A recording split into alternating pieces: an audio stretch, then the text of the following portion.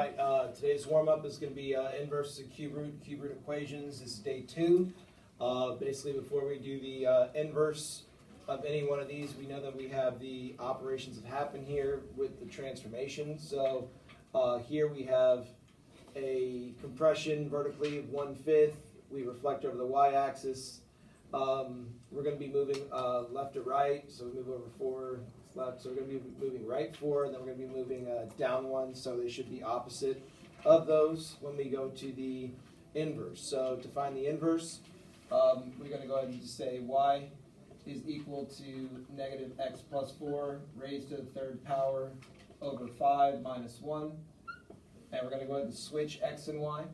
And we're going to say x is equal to negative y plus 4 cubed over 5 minus 1. And then our job here is to go ahead and solve for y again. So we have to take care of this 1 on the outside. So we're going to add 1 to both sides.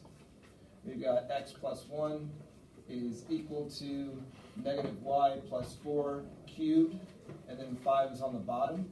To get rid of the 5 on the bottom, we just multiply to both sides. So it cancels here, and if I write it like that, then it's wrong. You've got to make sure that if you're going to multiply this side by 5, you do it the same way over here, which gives me 5x plus 5 is equal to negative y plus 4 raised to the third power. To get rid of a cube, you must take a cube root to both sides. So when I take the cube root to both sides, I know I have two more operations need to happen here. So I've got the cube root of 5x plus 5 is equal to negative y plus 4. We're going to subtract 4 on both sides. That's going to give me the cube root of 5x plus 5, and then minus 4 on the outside is equal to negative y. To get rid of the negative y, we're going to divide by negative 1. That's going to go under this whole thing, which changes all the signs and leaves me with my inverse function. The inverse function of x is equal to negative cube root of 5x plus 5, and then plus 4 on the outside. Let's see if it matches up. I've reflected over the y-axis, I've reflected over the x-axis. I am vertically compressing by a factor of 1/5. I am horizontally compressing by a factor of 1/5. I moved 1 unit down. I'm moving one unit left by taking 5x plus 5 equaling to 0.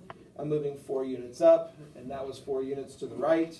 That's how you find the inverse of that cubic function. And we go to the next graph.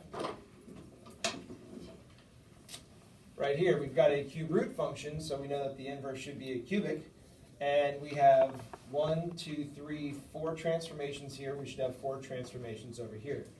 Vertical stretch of 2, horizontal compression of 1/3, reflect over the over the y-axis, and then here we're moving down 8, so we should move to the left 8. We shouldn't move left or we shouldn't move up or down on the other one, and we'll see what that transformation looks like. So we have y is equal to 2 times the cube root of negative 3x minus 8. We're going to go ahead and switch x and y. And that's going to give me x is equal to 2 times the cube root of negative 3y minus 8. We're going to go ahead and solve again. We're trying to get this radical by itself, so we're going to add 8 to both sides.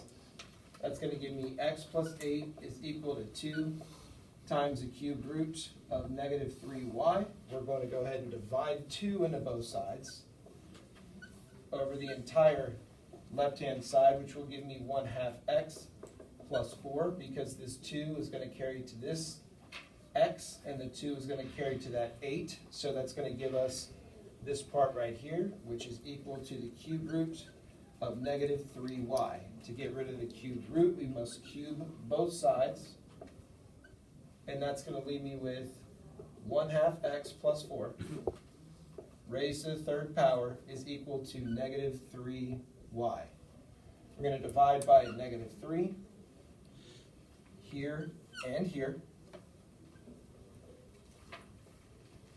And we can rewrite it by saying negative 1/3 times 1/2 x plus 4 raised to the third power is equal to y.